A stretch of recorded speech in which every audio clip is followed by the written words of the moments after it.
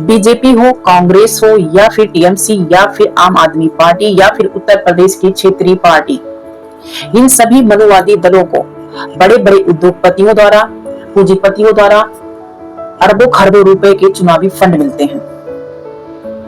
लेकिन भारत देश की मात्र अकेली राष्ट्रीय पार्टी बीएसपी है जो किसी भी धन्ना सेठ से, उद्योगपति से पैसे नहीं लेती है, और ना ही कोई उद्योगपति या धन्ना सेठ बीएसपी को चंदा देता है। बीएसपी जो कि भारत देश की तीसरी सबसे बड़ी राष्ट्रीय पार्टी है, और एक राष्ट्रीय पार्टी को चलाने के लिए आर्थिक सहयोग की जरूरत पड़ती है।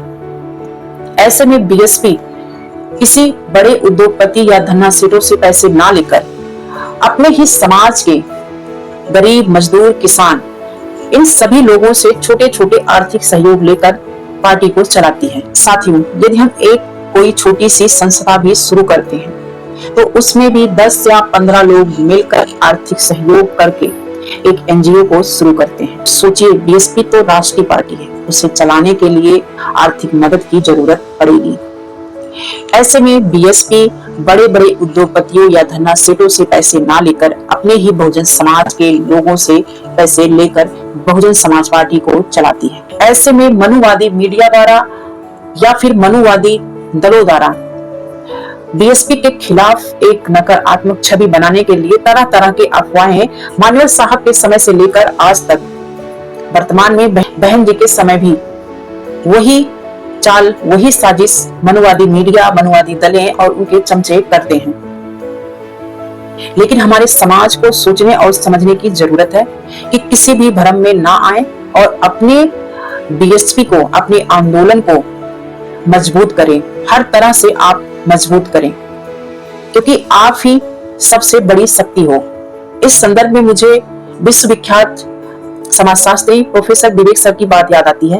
वो हमेशा कहते हैं कि हमारे पास धन बल नहीं है, हमारे पास है विचारों का बल, हमारे पास जन बल है, और उससे बड़ा हमारे पास मनोबल है।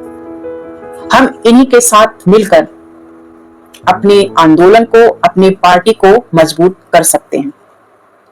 और यह हर बहुजन समाज की नैतिक जिम्मेदारी है कि वो अपनी बीएसपी पार्टी को मजबूत करे, उसको सहयोग करे, क्योंकि बहुजन समाज पार्टी केवल एक राजनीतिक दल नहीं है, बल्कि यह एक आंदोलन है, सामाजिक परिवर्तन व आर्थिक मुक्ति का आंदोलन, जिसके माध्यम से बहुजन समाज को उसका हक, मान, सम्मान, अधिकार और भागीदारी दिलाना है। समाज को समता मूलक समाज बनाना है। साथियों, अब सोचने वाली बात यह है कि जब राजनीति धन बल यानी पैसे के ताकतों की गुलाम हो जाए तो क्या संसद और विधान सभाओं में किसी आम आदमी या गरीब या किसी मजदूर वर्ग की आवाज सुनी जाएगी? इसका सीधा सा जवाब है नहीं, बिल्कुल भी नहीं। यह धन बल हमारे लोकतंत्र को अंदर ही अंदर खोखला बना रहा है। धन बल का सबसे बड़ा शिकार कौन?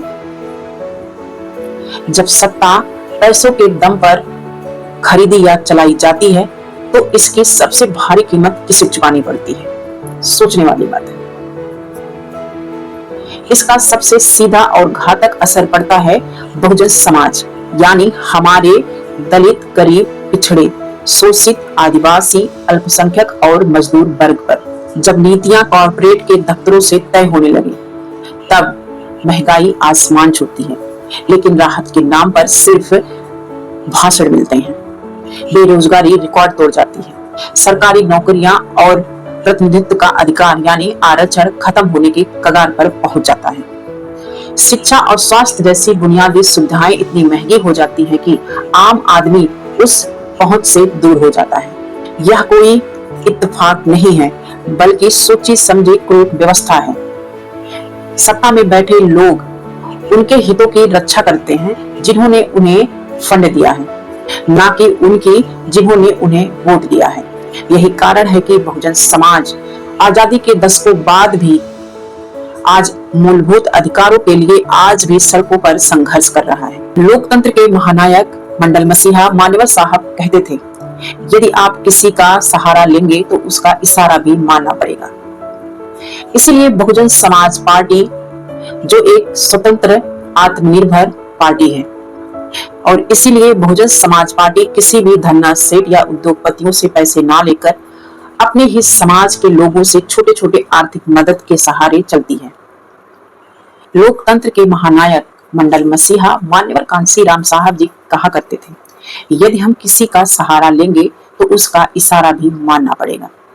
इसी सोच के तहत बहुजन समाज पार्टी बड़े बड़े उद्योगपतियों या पूंजीपतियों पर निर्भर होने की बजाय अपने ही समाज के लोगों से छोटे छोटे आर्थिक सहयोग से आगे बढ़ती है। इसका उद्देश्य यह है कि पार्टी किसी बाहरी दबाव या प्रभाव में ना आए, बल्कि अपनी विचारधारा और नीतियों के अनुसार जनहित में कार्य कर सके। इस बात को बहुजन समाज के लोगों को समझने की जरूरत है और जो भ्रमित हैं, गुमराह हैं, उन्हें जागरूक करने की आवश्यकता है। समाज, आंदोलन और संगठन को मजबूत बनाने में हर व्यक्ति की भूमिका महत्वपूर्ण होती है। इसलिए अपनी पार्टी और आंदोलन को मजबूत करें और बहन जी का साथ दें।